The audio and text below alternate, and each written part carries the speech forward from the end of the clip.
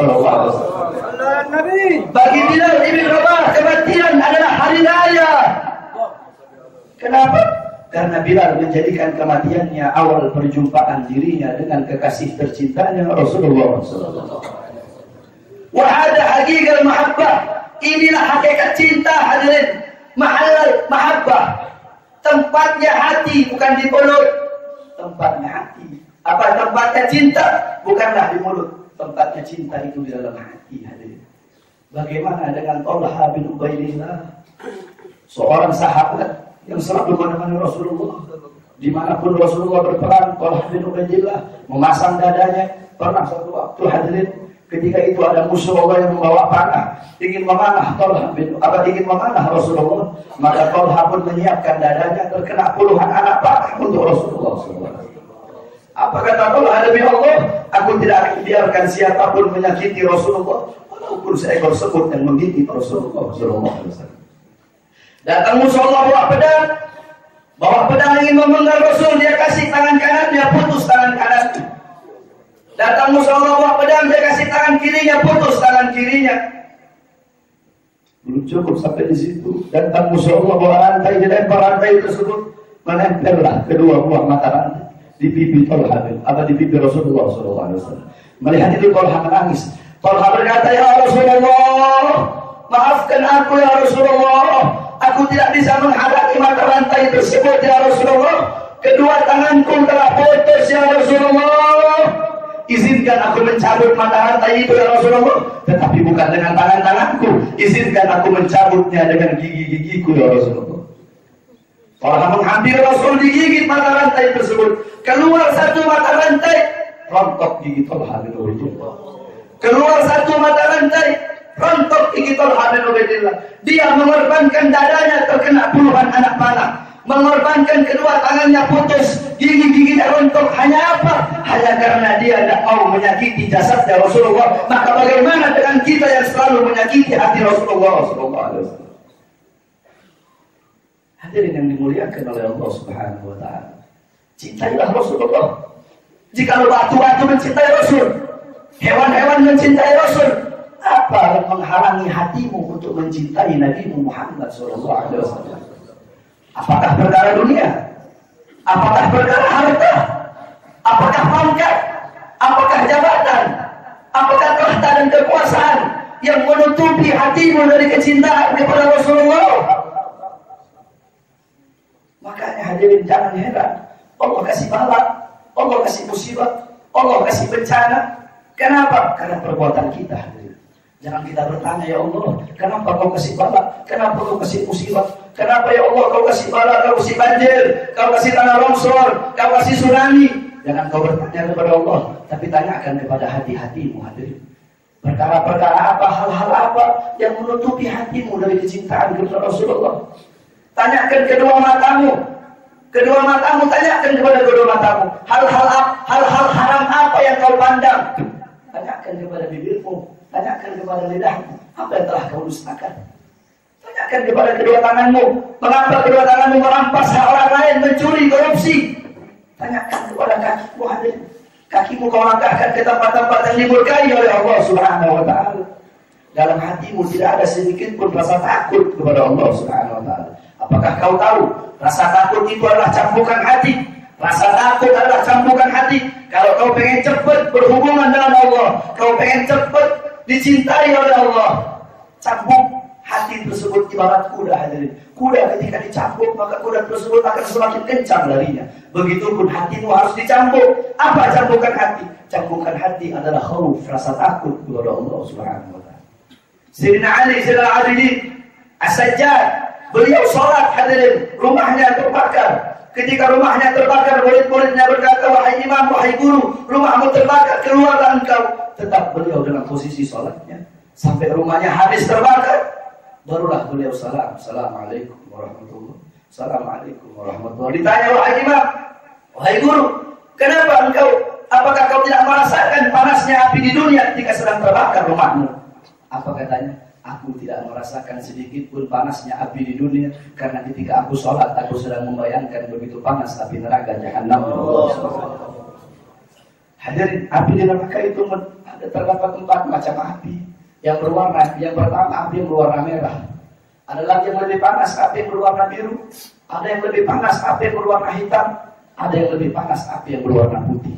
Tidak usah kita bicarakan api yang berwarna putih, api yang berwarna merah.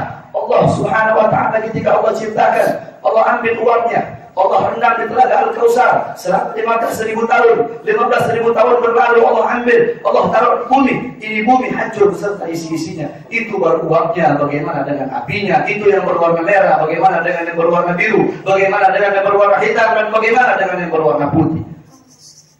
Makanya Sayyidina Ali Zainal Abidin ketika itu beliau menangis. Muridnya berkata, "Ya Imam, ma hadal baka?" Tangisan apa ini? Kenapa kau menangis? Anta min ahlil bait Rasul. Engkau adalah ahlil bait Rasulullah sallallahu alaihi wasallam. Bukankah Allah berkata dalam Al-Qur'an, "Innama yuridu Allah liyudhhiba ankum ar-rijsa ahlal bait wa yutahhirukum tathhira."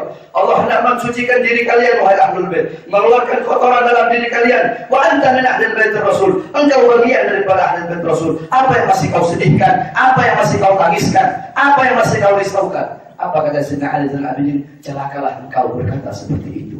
Inna Allah khalaqal jannah liman ata'ahu walau kana 'abidan habasyian wa khalaqallahu an-nar liman asa'ahu walau kana malikan qurasyian. Sesungguhnya Allah menciptakan surga bagi hamba-hamba yang taat kepadanya sekalipun dari golongan budak-budak Habasyah, dan Allah menciptakan neraka bagi hamba-hamba yang lalai, bagi hamba-hamba yang jauh, bagi hamba-hamba yang tidak taat, bagi hamba-hamba yang tak mau bertobat, bagi hamba-hamba yang senang maksiat, walaupun dari golongan pembesar kaum Quraisy. Lihatlah hadirin, bagaimana takutnya orang-orang soleh kepada Allah Subhanahu wa ta'ala. Bagaimana takutnya Sayyidina Umar bin Khattab ketika beliau menjabat sebagai khalifah. Bagaimana takutnya beliau. Beliau setiap malam selalu mondar-mandir melihat keadaan rakyatnya, selalu patroli melihat keadaan rakyat. Sampai suatu hari beliau dari kejauhan menemukan api yang sangat kecil. Beliau dekati api tersebut, ternyata seorang ibu dengan kedua orang anaknya yang sedang memasak batu.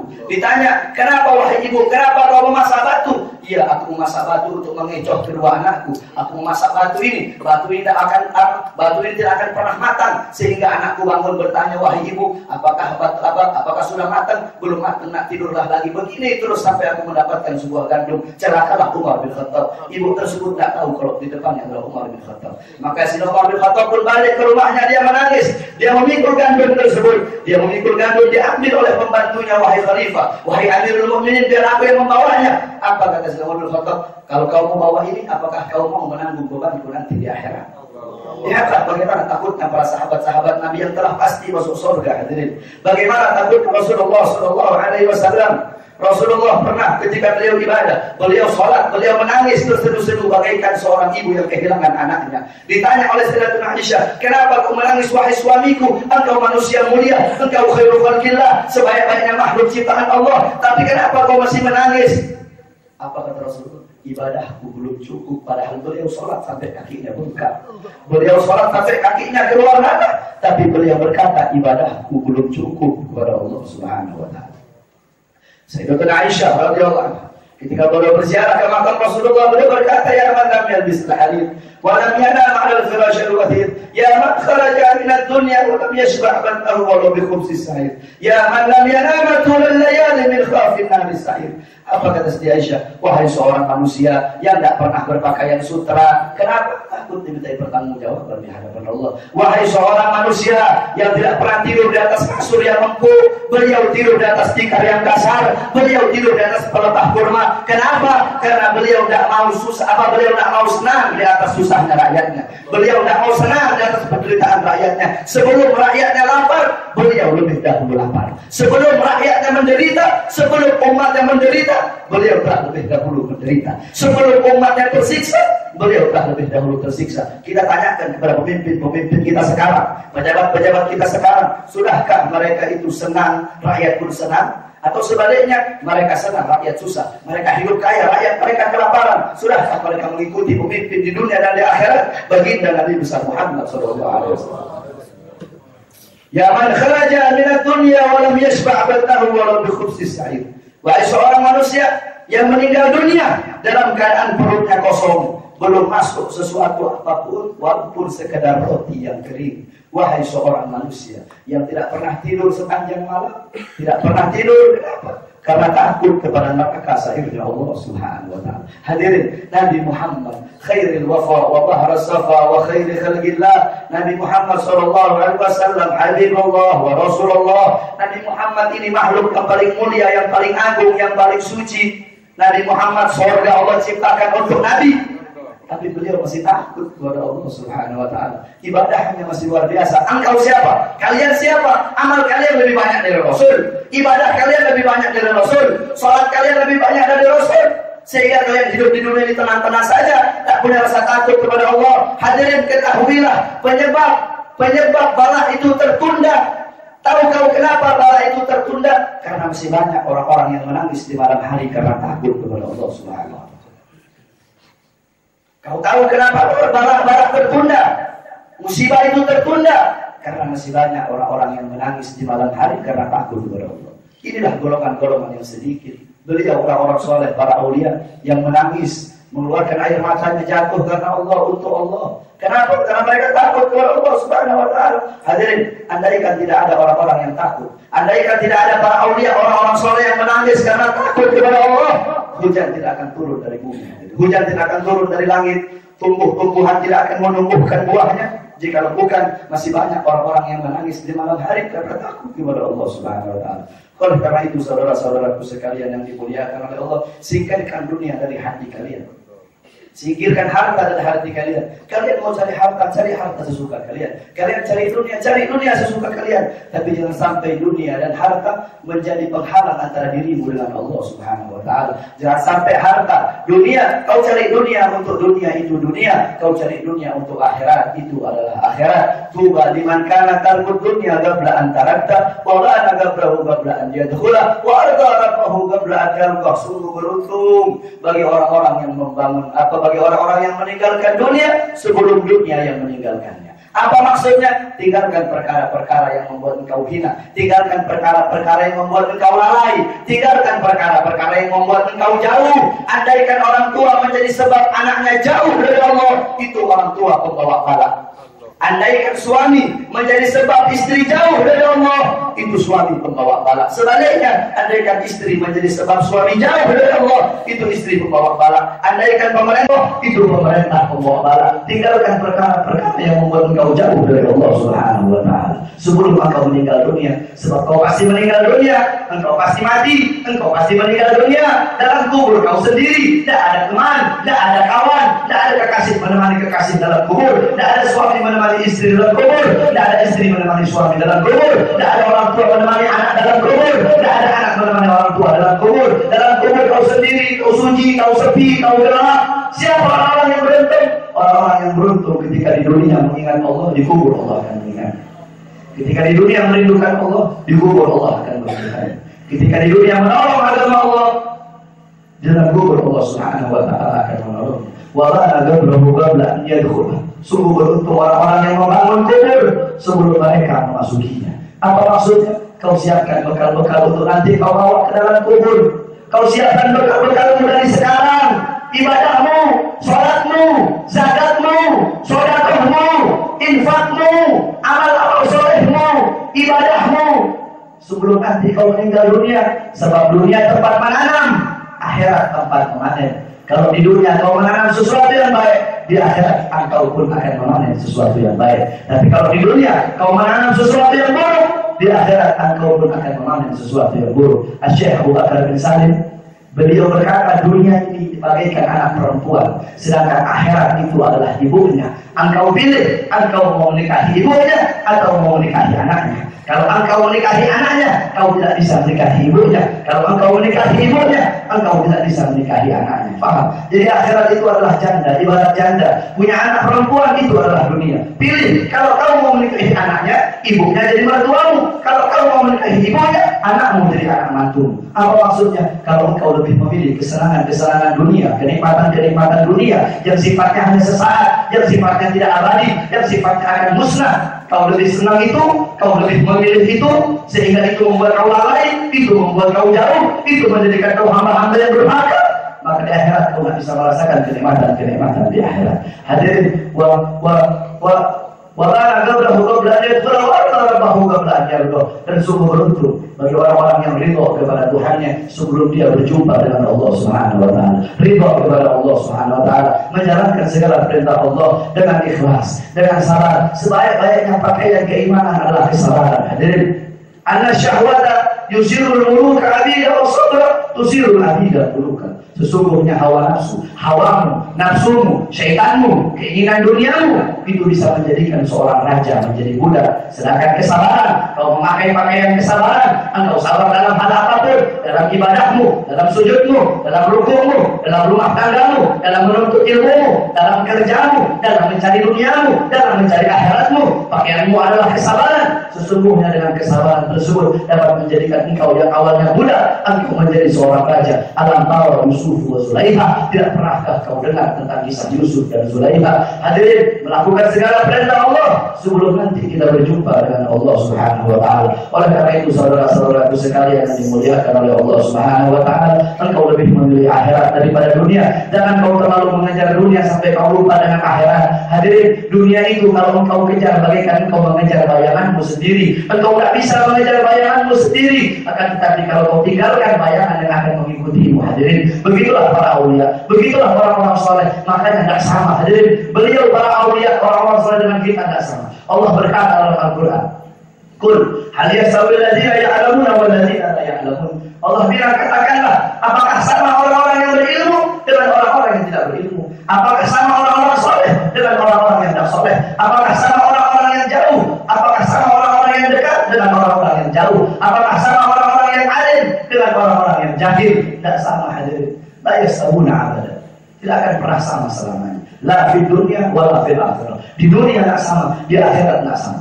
Apanya tidak sama? Beliau orang-orang soleh, orang-orang alim. Beliau duduknya ibadah, makannya ibadah, tidurnya ibadah, memandang wajah beliau penuh rahmat, mengingat beliau kafarah, tebusan bagi dosa-dosa. Dalam hadis riwayat Ad-Dailami dalam kitab Musnad Al-Firdaus, qala Rasul, dzikrul anbiya minal ibadah wa dzikrus shalihin minal kafarah. Kau mengingat, mengenang, menyebut orang-orang soleh kafarah, tebusan bagi dosa-dosaku. Tidak sama dari duduknya mereka ibadah. Kalau kita orang-orang selain daripada mereka, duduknya biasa saja, makannya biasa-biasa saja, tidak boleh beribadah di sisi Allah Subhanahu wa taala.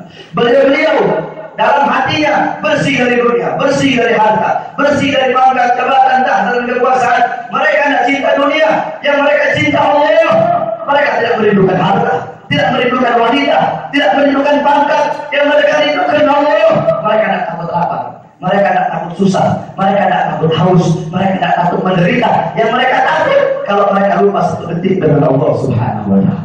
Inilah orang-orang soleh. Syekh Abu Bakar bin Salim, Syekh Abu Bakar bin Salim, hadirin, selama 20 tahun beliau wudu, beliau sholat subuh dengan wudu sholat isya. Coba kita lihat, selama 20 tahun beliau sholat subuh dengan wudu sholat isya. Kita orang-orang zaman sekarang, kita sholat subuh dengan wudu duha. Hadirin, apa yang terjadi? Jika orang-orang soleh, jika para wali, mereka lebih banyak menangis daripada tertawa. Kita lebih banyak tertawa daripada menangis. Mereka, orang-orang yang dekat dengan Allah, mereka tidak mau hadirin banyak tertawa, karena orang-orang yang banyak tertawa di dunia, kalau di akhirat mereka akan dimasukkan neraka dalam keadaan menangis. Hadirin, coba kita lihat ulama-ulama zaman sekarang, syekh kita, mubalik kita, harusnya menjadi tuntunan, malah menjadi tontonan. Hadirin, menjadi tontonan, membuat orang-orang lupa, membuat orang-orang jauh. Coba kita lihat acara-acara televisi zaman sekarang, apalagi kalau bulan Ramadan. Kalau bulan Ramadan, kita lihat acara-acara TV, goyang sesar, goyang-goyang yang macam-macam. Ini membuat anak-anak muda kita rusak. Ini mereka iblis-iblis TV, bangsa-bangsa TV, artis-artis jahanam ini mereka. Hadirin, anak-anak muda bukannya diajarkan ngaji, bukannya diajarkan baca Quran, diajarkan fikih, diajarkan tauhid, malah diajarkan goyang-goyang yang tidak benar, diajarkan goyang-goyang yang tidak benar. Hadirin, anak-anak kecil kita, anak-anak muda kita, sehingga dari dini sudah diajarkan jauh dari Allah Subhanahu wa taala. Dari dini sudah diajarkan jauh dari Rasulullah sallallahu alaihi wasallam. Masih pantaskah kita mengaku sebagai umat Nabi Muhammad sallallahu alaihi wasallam? Ya Rasulullah, coba kau saksikan. Ya Rasulullah, kau lihat ya Rasulullah, umatmu ya Rasulullah mengaku sebagai umatmu, tetapi mereka jauh darimu ya Rasulullah. Mereka jauh dari sunnah-sunnahmu ya Rasulullah. Ya Rasulullah, mereka mengingkari kepribadianmu, mereka memakai pakaian musuh-musuhmu ya Rasulullah. Mereka bukan mengikuti budayamu, adatmu, ajaranmu,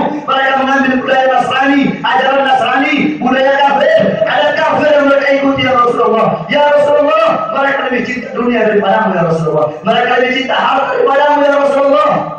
Tetap Rasulullah mencintai kita sebagai umat. Hadirin, As-Sayyid Al-Habib Muhammad bin Alwi Al-Maliki, beliau pernah ketika berziarah ke makamnya Rasulullah, beliau berjumpa dengan Rasulullah dalam keadaan sadar.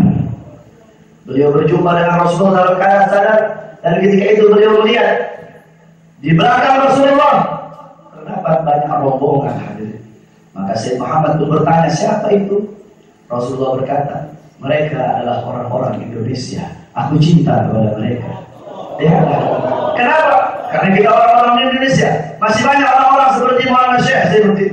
Masih banyak para maulana, para tuan-tuan guru, para kiai-kiai, para habaib, para orang soleh. Masih banyak. Sehingga Indonesia masih banyak barakah.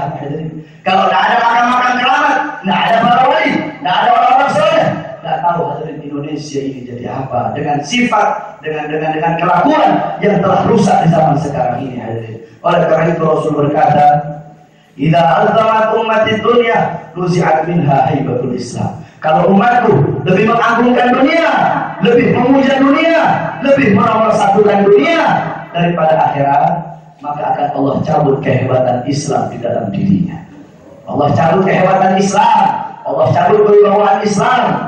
Ini yang terjadi di zaman sekarang hadirin. Musuh-musuh Islam mulai berani, mayoritas Islam, Indonesia mayoritas Islam. Akan tetapi coba kita lihat hadirin, kita pribumi Indonesia, yang kaya bukan kita, yang sejahtera bukan kita, yang makmur bukan kita, yang kaya di luar dari golongan kita, di luar dari Islam, yang makmur di luar dari Islam. Bagi Indonesia menjadi surga bagi mereka. Kita ekonominya hancur, semuanya hancur. Kenapa? Karena perbuatan kita, karena kita jauh dari Allah Subhanahu Wa Taala. Ahlul Badar 313 sahabat Nabi bisa menang melawan ribuan orang kafir. Bukan senjata yang memenangkan hadirin, bukan Allahu Akbar yang memenangkan, bukan kalimat itu yang memenangkan mereka hadirin. Itu menjadi sebab, akan tetapi hal utama yang membuat mereka menang walaupun dalam jumlah yang sedikit, karena mereka punya hubungan yang nyambung dengan Allah. Hadirin, wali-wali dulu cuma berapa orang? Lebih banyak sekarang hadirin. Ulama dulu dengan sekarang lebih banyak ulama sekarang, lebih banyak kiai sekarang, lebih banyak tuan guru sekarang. Tapi coba kita lihat bagaimana ulama-ulama dahulu. Mereka dalam jumlah sedikit bisa memasukkan Islam, umat Islam yang banyak. Kita sekarang banyak ulama, banyak dai, tetapi belum bisa mengislamkan orang Islam hadirin. Kenapa?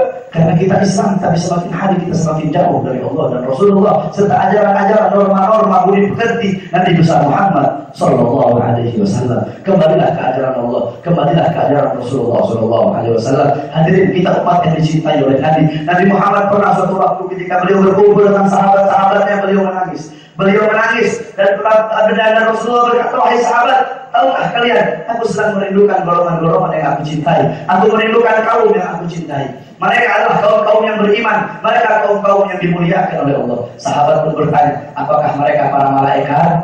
Apa kata Rasulullah? Mereka bukan malaikat. Bagaimana mungkin malaikat tidak mulia sedangkan mereka berada di sisi Allah? Malaikat mulia, ada lagi yang mulia.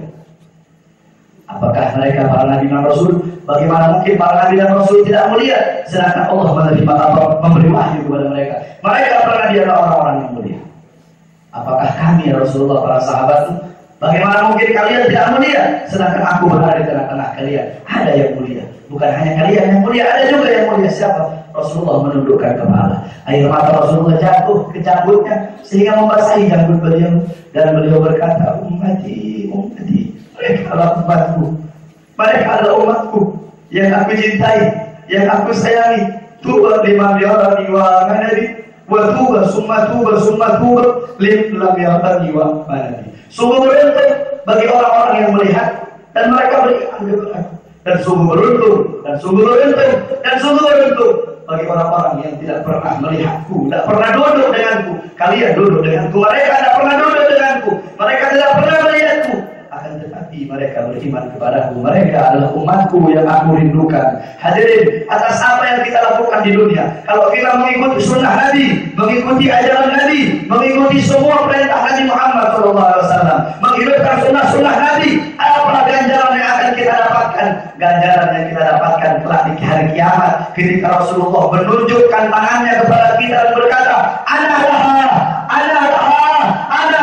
Itulah ganjaran yang nanti kita dapatkan, yaitu syafaat baginda Nabi Muhammad SAW. Karena nanti pada hari itu tidak ada yang punya rahmat kecuali Allah, tidak ada yang punya syafaat kecuali Nabi Muhammad SAW. Oleh karena itu orang-orang yang rugi, orang-orang yang kelak tidak bisa berjumpa dengan Nabi Muhammad SAW. Oleh karena itu yang terakhir hadirin, wasiat saya, jangan jauh dari orang-orang soleh, jangan jauh dari para habaib, jangan jauh dari para tuan guru, dari para maulana syekh, dari para kiai-kiai. Beliau-beliau orang yang dimuliakan oleh Allah. Tahukah kita seekor anjing yang bernama Kitmir, anjingnya Ashabul Kahfi, bisa masuk surga? Di surga Allah rubah wujudnya menjadi seekor domba. Kenapa anjing tersebut bisa masuk surga?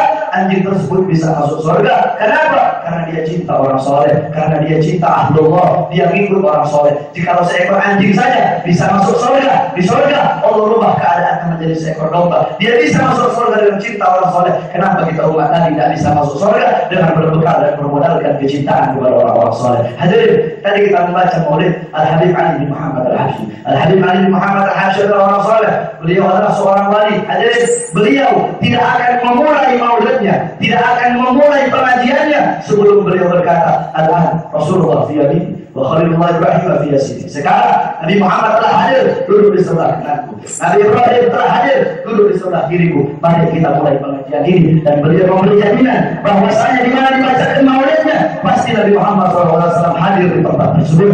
Hadirin yang dimuliakan oleh Allah, Nabi Muhammad hadir di majelis ini. Nah, kita tidak bisa melihat Nabi, tapi Nabi bisa melihat kita. Ada suatu kisah dari datang maulid Ciptutror. Ada seorang pedagang es. Seorang pedagang es tersebut, dia cinta kepada orang soleh. Dia cinta kepada majelis maulid, majelis sholawat, dia sangat cinta. Akhirnya ketika dia berdagang es, dia tidak menjual esnya, tapi dia pergi ke majelis maulid di mana ada orang sholawatan. Di situ dia pergi, dia bagi-bagikan esnya kepada orang-orang soleh. Begitu terus sampai suatu waktu dia ingin membuat acara maulid di rumahnya. Dia mau bikin acara maulid, dia undang tetangga-tetangganya, dia undang semua hadir. Akan tetapi tidak ada satupun tetangganya yang hadir. Kenapa? Apakah tetangga-tetangganya? Buat apa kita hadir? Itu cuma penjual es. Paling nanti disediakan es, tidak ada makan, tidak ada daging, tidak ada nasi, tidak ada rukun, tidak usah kita hadir. Akhirnya dengan tetap berbahasa gembira, sang pedagang es tersebut dia membaca maulid Ciptutror berdua dengan istrinya. Dia membaca maulid, ya Rabbi sholli ala Muhammad, ya Rabbi sholli alaihi wasallam, ya Rabbi sholli ala Muhammad asyraf badrin fil kauni asyraf, terus ya Rabbi sholli ala Muhammad wahtanal khairi muglaq, terus. Ketika sedang dibacakan maulid itu, tiba-tiba ada yang mengetuk pintu rumah. Assalamualaikum. Ketika dibuka hadir pintu rumah, orang tersebut kaget. Dari ujung rambut sampai ujung kaki itu cahaya. Dia bertanya, siapa engkau? Ana sahibul maulid Rasulullah. Aku adalah sahibul maulid Rasulullah. Kalau tidak ada yang mau menemanimu membaca kisahku, membaca sejarahku, bersalawat kepadamu, aku Rasulullah akan menemanimu. Hadirin, bagaimana dengan kisah seorang penjual manisan di Hadramut? Dia menjual manisan, dia berkata, hilawah sallu ala nabi, hilawah sallu ala nabi, manisan sallu ala nabi, manisan sallu ala nabi. Karena begitu cintanya dia dengan sholawat, begitu cintanya dia dengan Nabi Muhammad. Orang-orang kampung mengira dia itu orang gila. Setiap jual manisan kok pakai sholawat, gila dia orang. Akhirnya ketika orang-orang kampung tersebut pergi haji, mereka berziarah ke makamnya Nabi. Apa? Mereka mendengar di dalam kuburnya Nabi terdengar suara hilawah sallu ala Nabi. Nabi Muhammad mengikuti orang tersebut. Nabi Muhammad berkata, manisan sallu ala Nabi. Masihkah engkau meragukan kepribadian Nabi Muhammad? Masihkah engkau meragukan kecintaan kepada Nabi Muhammad SAW? Bagaimana di zaman Nabi Musa alaihissalam? Di zaman Nabi Musa ada seorang yang fasik, yang suka berbuat dosa. Satu kampung tidak ada yang mau memandikan jenazahnya. Satu kampung tidak ada yang mau bersolati jenazahnya. Sehingga jenazah tersebut dibuang begitu saja. Allah pun memerintahkan kepada Musa, wahai Musa, engkau ambil mayat tersebut, jenazah tersebut, engkau mandikan, engkau rapikan wahai Musa, dan engkau kubur dengan baik. Nabi Musa pun berkata, ya Allah, ini orang fasik, ini orang bejat, ini orang sudah berbuat dosa. Apa kata Allah? Ya betul. Tetapi dulu dia pernah mendapatkan sebuah sobekan kitab Taurat yang di situ terdapat nama Ahmad. Dia kasih minyak wangi, dia mengucapkan sholawat kepada Ahmad dan dia taruh di tempat yang tinggi. Karena itu aku hapus seluruh dosa-dosanya dan aku gantikan dengan rahmat. Hadirin, man shalla alaihi salatan wahidah sallallahu alaihi biha asyra. Siapa orang yang bersolawat kepada aku satu kali, akan aku balas, akan aku beri, akan aku sholawati, akan aku balas sholawat dengan 10 kali sholawat. Dijelaskan bahwasanya sholawat kita kepada Rasulullah dibawa oleh malaikat menghadap kubur Rasulullah. Malaikat menghadap kubur dan berkata, ya Rasulullah, fulan bin fulan bersolawat kepadamu, fulanah binti fulan bersolawat kepadamu ya Rasulullah. Apa kata Rasulullah? Bawa salawat ini menghadap Allah. Dibawa salawat yang menghadap Allah Subhanahu wa taala. Ketika salawat itu dibawa menghadap Allah, Allah berkata, akan aku jadikan satu huruf daripada salawat yang dibaca. Aku jadikan satu huruf tersebut, aku ciptakan 460 malaikat yang memiliki 460 kepala. Di setiap kepala memiliki 460 wajah. Di setiap wajah memiliki 460 mulut. Di setiap mulut memiliki 460 lidah. Yang dimana salawat malaikat-malaikat tidak akan bersujud kepadaku dan tidak akan mengangkat kepalanya sebelum aku mengampuni dosa orang-orang yang bersalawat tersebut. Bagaimana dengan ahlul dufuf? Orang-orang yang suka bermain hadrah, yang dimana setiap satu kali gebukan hadrah itu membuat telaga Al-Kautsar menari-nari, membuat telaga Al-Kautsar menari-nari, telaga Al-Kautsar tersebut menari-nari dengan ahlul dufuf. Dengan adanya ahlul dufuf ketika dimainkan hadrah satu kali gebukan, membuat telaga Al-Kautsar menari-nari. Karena begitu telaga Al-Kautsar pun mencintai sholawat kepada Rasulullah Sallallahu Alaihi Wasallam. Oleh karena hadirin, jangan pernah kau jauh dari salawat dari Rasulullah dan jauh dari ulama. Jadi kalau anjing saja bisa masuk surga dengan kecintaannya kepada orang soleh, kenapa kita nggak bisa? Hadirin, kita ini bagaikan kulit kambing. Tahu kulit kambing? Kulit kambing itu mau ditaruh dimanapun nggak ada masalah. Kulit kambing mau ditaruh di tempat sampah, mau ditaruh dimanapun nggak ada masalah. Akan tetapi ketika kulit kambing itu dikeringkan, kulit kambing itu dijemur, dijadikan sampul daripada ayat suci Al-Quran, ketika itu kulit kambing itu menjadi mulia. Bahkan untuk menyentuhnya harus punya wudhu, harus ditaruh di tempat yang tinggi, membawanya harus pakai akhlak. Kenapa kulit kambing itu jadi mulia? Kulit kambing itu jadi mulia karena menyatu dengan sesuatu yang mulia. Nah, kita ini kulit kambing. Beliau-beliau, para tuan-tuan guru, para kiai, para ustaz, para habaib, para maulana syekh, beliau adalah Al-Qurannya. Sehingga kita dekat dengan beliau-beliau dimuliakan oleh Allah. Kita pun akan dimuliakan oleh Allah. Kalau kita duduk dengan orang-orang yang beruntung, bagaimana mungkin kita akan menjadi hina? Dan kalau kita duduk dengan orang-orang yang hina, bagaimana mungkin kita akan menjadi orang-orang yang beruntung? Yang terakhir, wasiat saya bagi para santri, wahai para santriwati, ketahuilah berkah dari ilmu kau bisa dapatkan bukan hanya dengan engkau belajar, bukan hanya engkau dengan taklim terus buka kitab walaupun sampai kepalamu botak, engkau belajar sampai kiamat,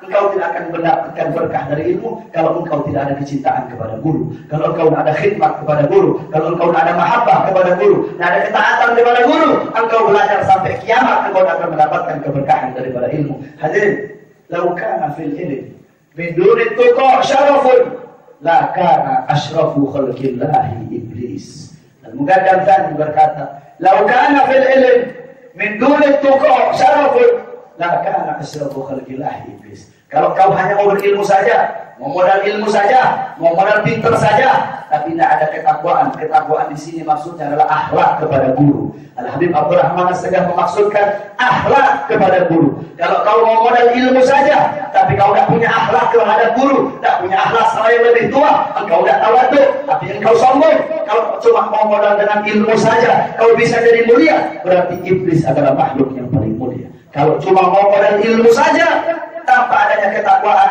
tanpa adanya akhlak, tanpa adanya amal, berarti iblis adalah makhluk yang paling mulia. Kalau cuma mau modal ilmu saja. Hadirin, Rasulullah diutus oleh Allah bukan bikin orang bodoh jadi pintar, bukan bikin orang miskin jadi kaya, tapi Rasulullah disuruh untuk menyempurnakan akhlak, untuk bikin orang yang bejat menjadi berakhlakul karimah. Oleh karena itu berbaktilah engkau kepada gurumu, tutur bahasa yang lembut kepada gurumu. Ketika gurumu datang biasakan berdiri, kau sambut gurumu. Kalau nanti kapan-kapan ada tuan guru Syahri Ramadan datang, engkau tundukkan pandanganmu, kau berdiri. Ini akhlak yang diajarkan oleh para salafun saleh. Kau tidak bakal bisa dapat barokah sampai kapanpun kalau kau tidak ada akhlak. Kalau kau masih mengeraskan suaramu di hadapan gurumu, kau tidak bakal dapat akhlak. Karena Allah menyembunyikan keridhaannya terhadap seorang murid melalui keridhaan gurunya. Allah menyembunyikan keridhaannya terhadap seorang anak melalui keridhaan orang tuanya. Allah menyembunyikan keridhaan seorang istri melalui keridhaan suaminya. Engkau murid bakal dapat ridha Allah kalau kau dapat ridha daripada gurumu. Syekh Abu Bakar bin Salim, beliau pernah punya murid. Satu murid beliau tidak pernah ajari apa-apa. Sampai-sampai selama 15 tahun tak diajari apa-apa. Kata Syekh Abu Bakar bin Salim, engkau tugasmu setiap malam kau nyalakan lilin di masjid ini, nyalakan lilin. Selama 15 tahun tugasnya cuma nyalakan lilin. Akan tetapi karena murid ini dengan penuh percaya diri, dengan penuh kecintaan, dengan penuh takdim, dengan penuh himmah, dengan penuh gairah, dengan cinta kepada gurunya, mengikuti apa yang diperintahkan oleh gurunya, setiap subuh dia nyalakan lilin tersebut selama 15 tahun. Akhirnya hadirin, suatu waktu pernah dia lupa menyalakan lilin. Ditegur oleh Syekh Abu Bakar bin Salim, "Hei, kenapa kau tidak nyalakan lilin?" Kaget dia mengucapkan astagfirullah. Ketika dia mengucapkan astagfirullah, semua lilin tersebut menyala. Akhirnya setelah itu dia tidak pernah lagi menyalakan lilin. Untuk menyalakan lilin cukup dia mengatakan astagfirullah, menyalalah semua lilin tersebut. Kenapa dia dapat karomah itu? Dia dapat karomah karena kecintaan dan takzimnya kepada gurunya, Kiai Abdul Hamid Pasuruan. Kiai Abdul Hamid Pasuruan dapat karomah yang luar biasa. Dapat karomah jadi aulia, jadi orang soleh. Kenapa? Beliau lebih banyak khidmat kepada gurunya daripada belajar. Beliau tukang sapunya Habib Ja'far bin Syekh Al-Asdegaf bisa jadi seorang wali yang keramat. Kalau kita ziarah di Sunan Ampel, mau ziarah ada Mbah Bolong sama Mbah Soleh, itu Mbah Soleh hidup 9 kali. Mbah Bolong dari makamnya bisa kelihatan Ka'bah. Kenapa dapat karomah seperti ini? Mereka dapat karomah karena mereka khidmat kepada Sunan Ampel. Saat ini, engkau menyuci mobil gurumu, besok kau punya mobil. Engkau membangun rumah gurumu, kau punya rumah. Saat ini engkau duduk takzim kepada gurumu, besok ada yang takzim kepadamu. Engkau memuliakan gurumu, besok ada yang memuliakanmu. Engkau mengagungkan gurumu, besok ada yang mengagungkanmu. Hadirin, derajat seorang guru. Para salaf berkata, andaikan seorang guru menaruh kakinya di atas kepala muridnya, itu masih pantas. Karena begitu mulia seorang guru. Karena bukan karena guru, kau tak bakal kenal Quran, kau tak bakal kenal Allah, kau tak bakal kenal Rasul. Oleh karena itu taatlah kepada gurumu, taatlah kepada guru-guru, khidmat kepada guru-guru, berbakti kepada guru-guru. Insya Allah engkau akan mendapatkan ilmu yang bermanfaat. Semoga duduknya kita di majlis ini mendapatkan rahmat. Tidak kita keluar dari majlis ini sudah mengampuni dosa-dosa kita. Tidak kita keluar dari majlis ini kecuali Allah Subhanahu wa ta'ala berkahi kita, Allah berikan rahmat, Allah berikan petunjuk sehingga kita semua keluar dari majlis ini kita bawa pahala, kita bawa rahmat, kita bawa berahan, kita bawa kemuliaan, kita bawa keagungan di sisi Allah Subhanahu wa ta'ala. Bismillahirrahmanirrahim. Allahumma as'aluka khairal as'alah wa khairal du'a wa khairal najah wa khairal amal wa khairal hayat wa khairal mamat wa sabbitna wa takil mawadana wa hadid imana wa anta maulana fansurna al-qawmil kafirin wa sallallahu ala sayyidina Muhammadin wa ala alihi wa sahbihi wa sallam walhamdulillahi rabbil alamin. Allahumma salli wa sallim wa barik alaihi wa ala alihi. ولقد انتشر صلى الله عليه وسلم من محاسن الأخلاق بما تضيق عن كتابته كتب الأوراق.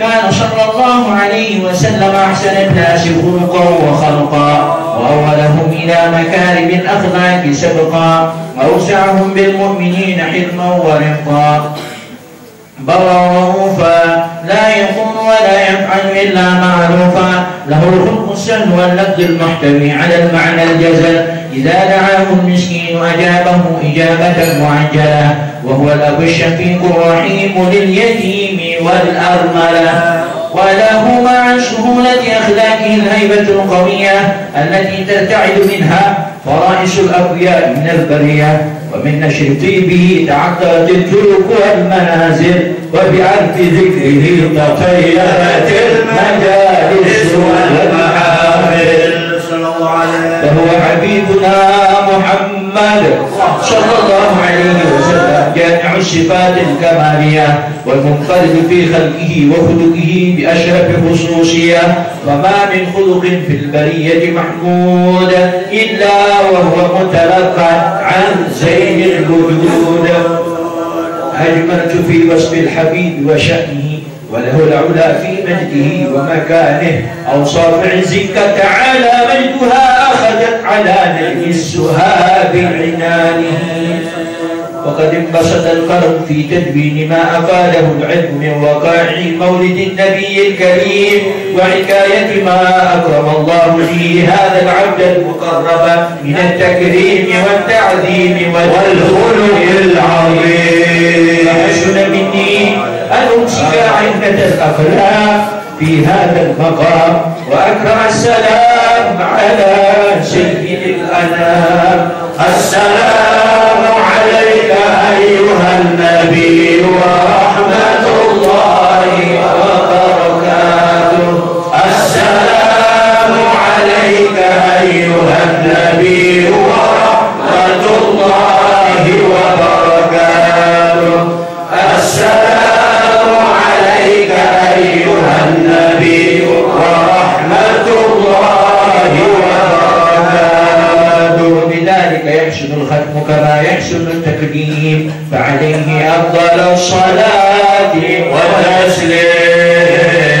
اللهم صل وسلم أشرف الصلاة والتسليم على سيدنا ونبينا محمد الرؤوف الرحيم. اللهم صل وسلم وبارك عليه وعلى آله. بشرى لنا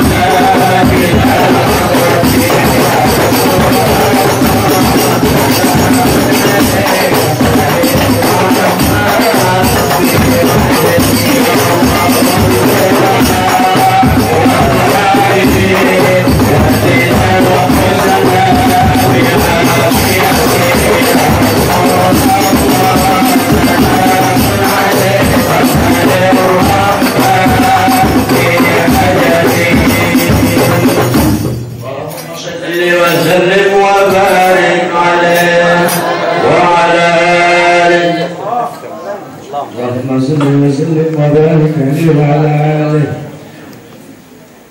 بسم الله الرحمن الرحيم. ولما تم الذكر من الرسول بسم محمد يتلو وجعل متوسما بسيد العبيد محمد صلى الله عليه وسلم إلى سريف المشهور في محمودا. وأن يكتب العمل بالعمل المقبول وتوجب الوجهات لخلصته والصلاة الموصولة.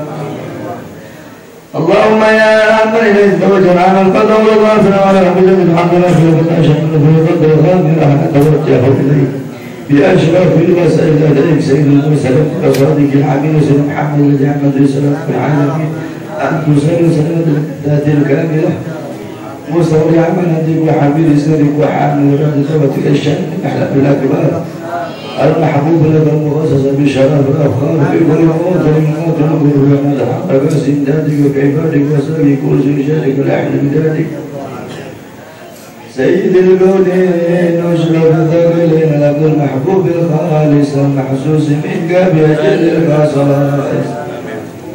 اللهم صل وسلم عليه وعلى آله وصحبه حضرة الكرام من أحبابه. اللهم إنا نقدم إليك جاهدا النبي الكريم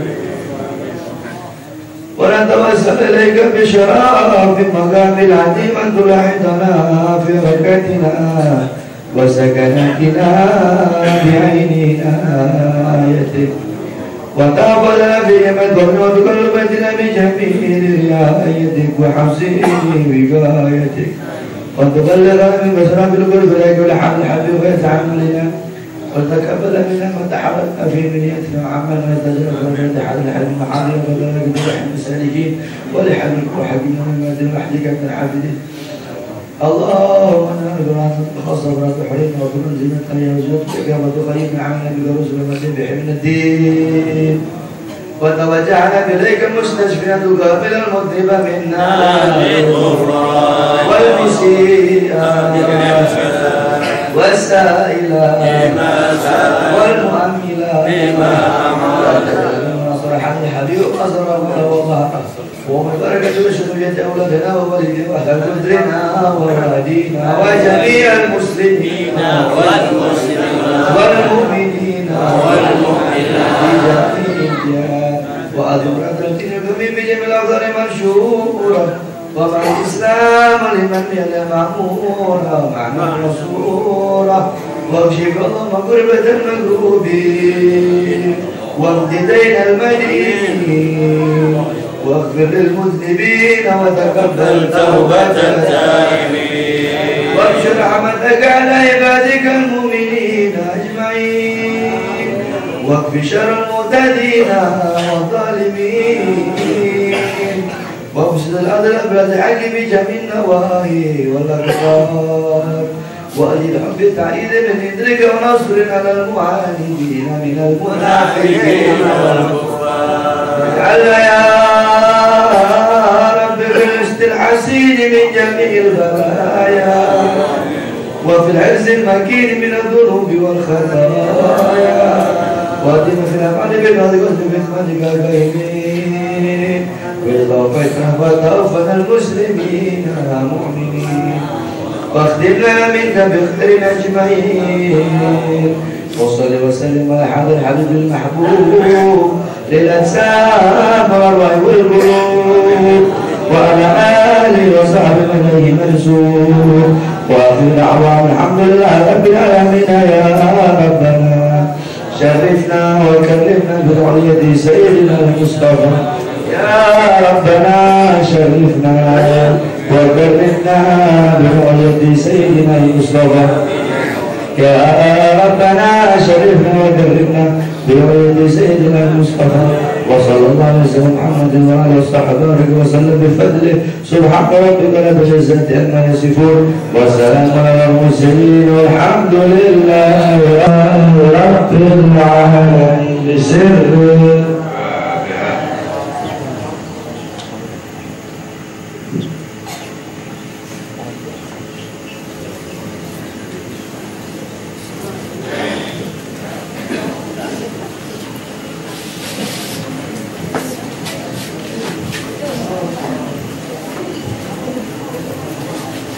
Alhamdulillahirabbil alamin.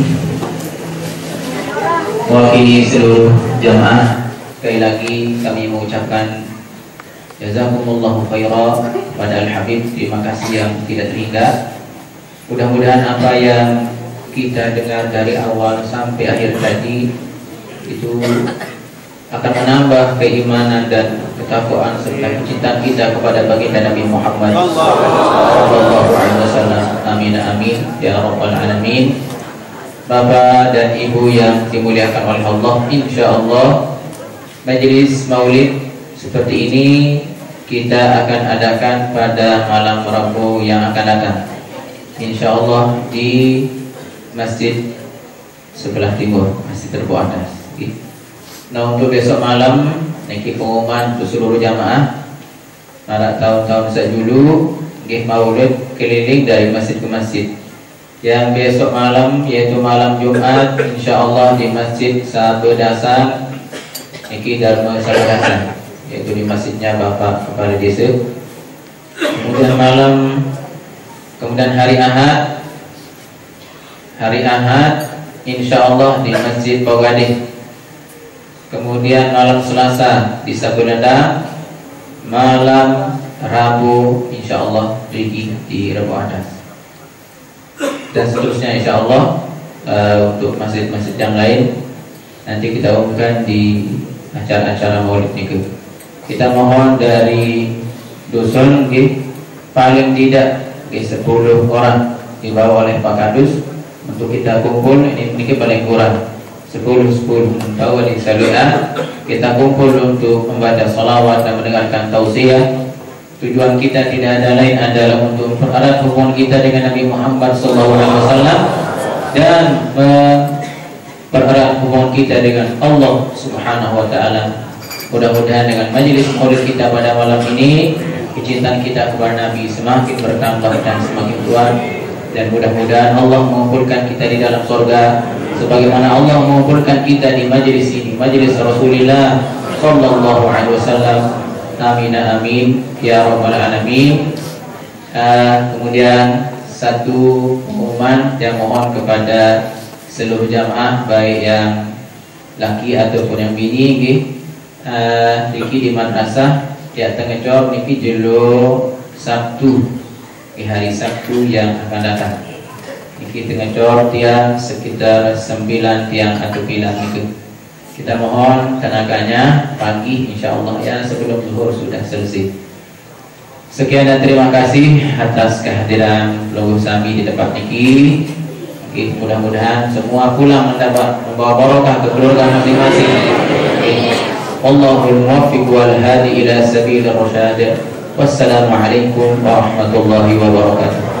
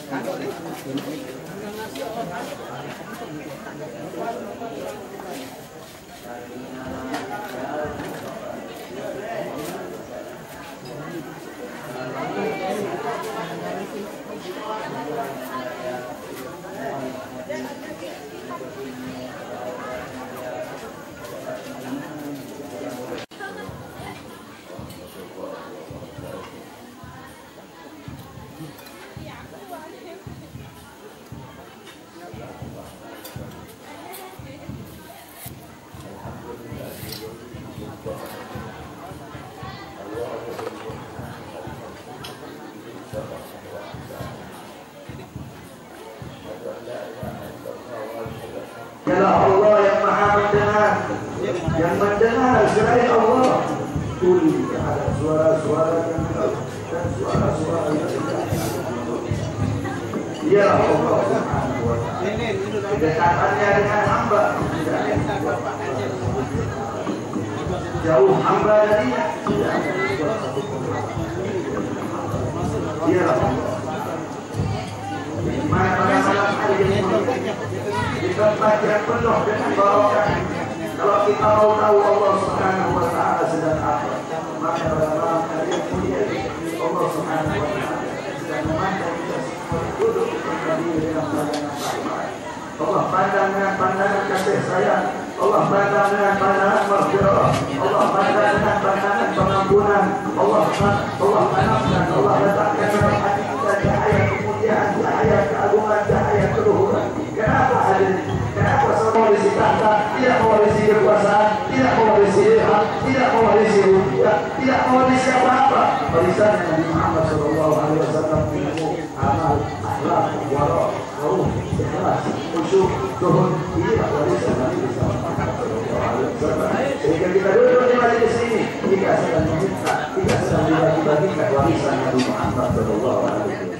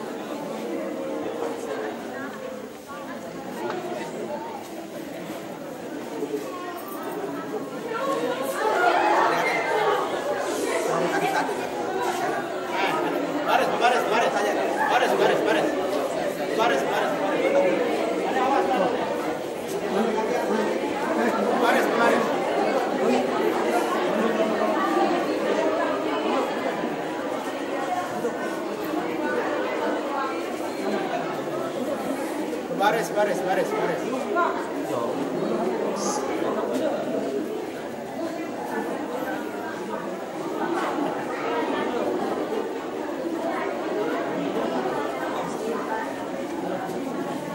Sampai mana kena borong-borong ditutup.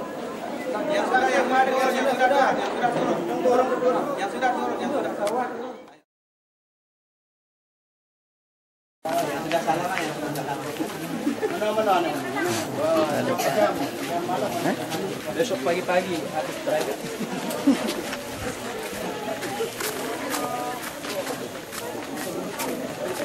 Ramah di sana. Iya.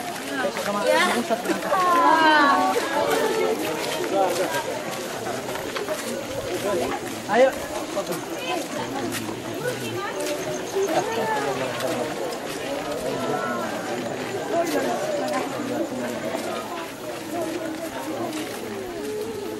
Sayurnya di mana ini? Mana sayurnya? Di sana mungkin ya? Mana sana? Kamu jangan. Dulu di sini. Ya, ini tempat ini putra ya putri di belakang. Iya, di belakang. Anak-anak sudah rindu, lama tidak pernah hadir.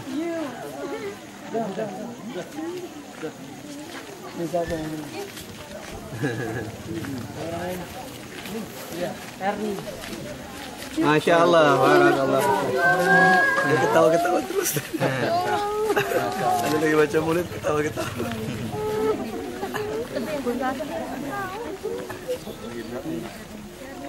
Dia mobil habis. Lagi muter. Ini tingkat sanawiyah aliyah. Sanawiyah masih kecil-kecil, aliyahnya sebesar besar aliyah. Alhamdulillah. Dan selalu hadir dalam doa.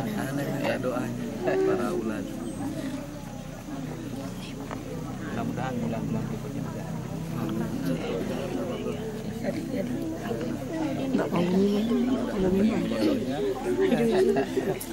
Tapi jangan disuruh ceramah di sana.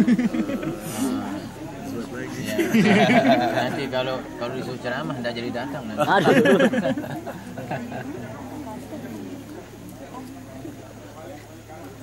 Asatidnya ada berapa? Sekitar 30. Tapi yang tinggal di sini sekitar 8. Yang tinggal mengasuh. Tinggal mengasuh 8.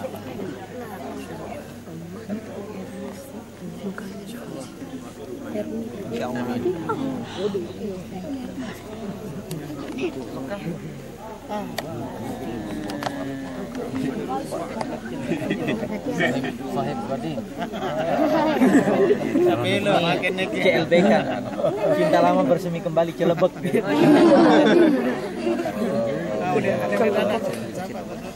Sahib Badin yang Yunsa.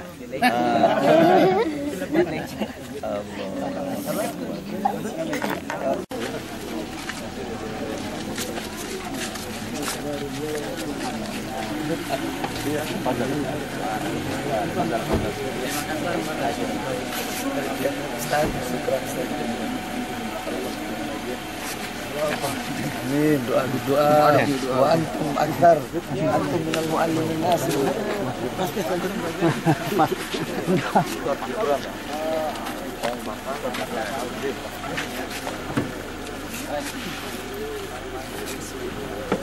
Insyaallah gitu. Mana mobil? Oh ini. Ya Ahmad, Mak. Sudah. Mana ya? Sana. Enggak tahu di mana ini.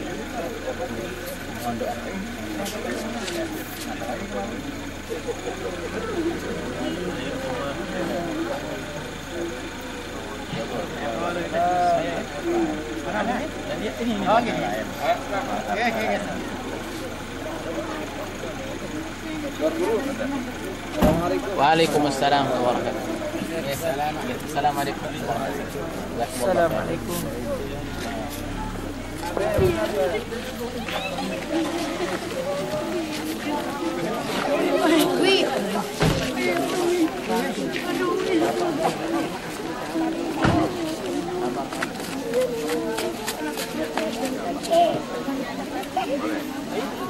anaknya itu yang sorban.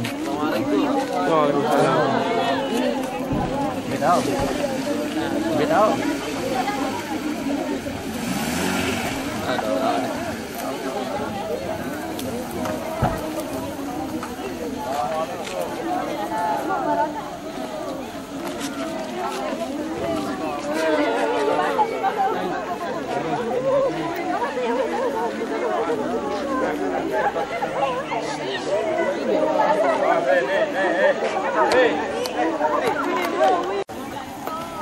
Gue motor.